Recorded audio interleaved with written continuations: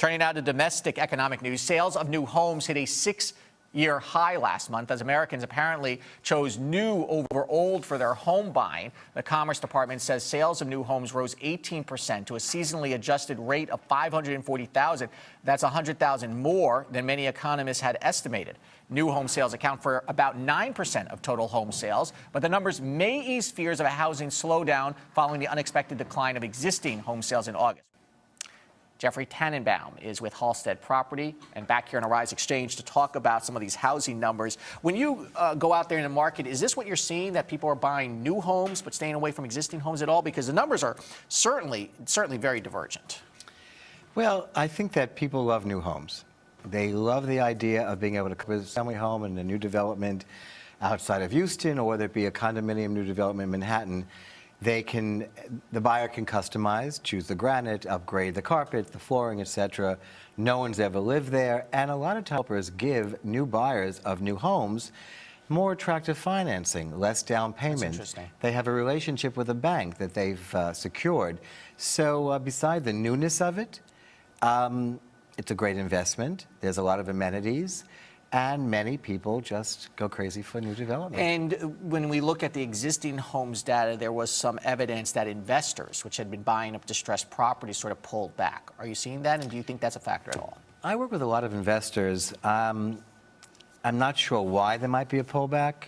We could speculate, maybe the ISIS crisis or this crisis or that.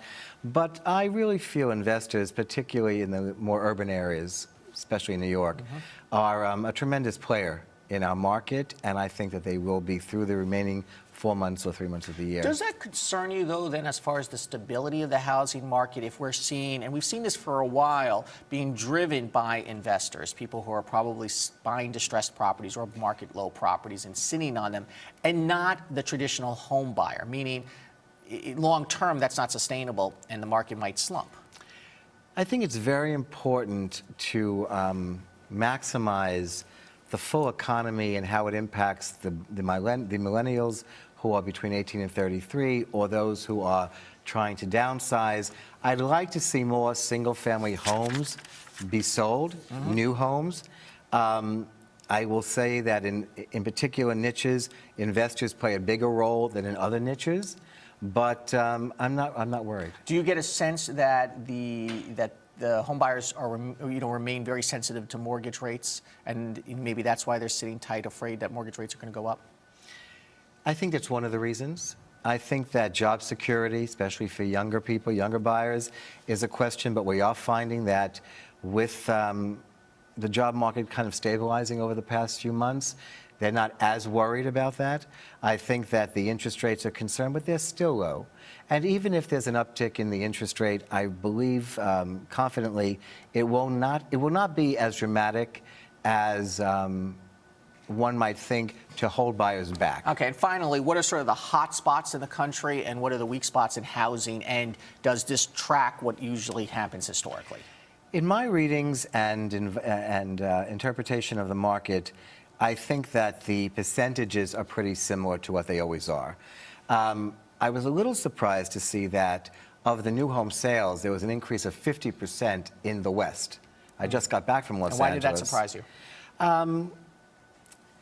I see places where there's lots of property, land, not to really push the market higher, because why do I have to buy your home when I can build over here? Or blah, blah, blah. So that influences where people will buy. I always feel the Northeast is centric for the most expensive housing market. It was only up 29%. The South was up 8%, though I know from having lived in Houston, it's a very vibrant, bullish real estate market right now. And maybe if you're willing to move, that's some places to look. Jeffrey Tanenbaum, thank you so much. Come back soon. Thank you.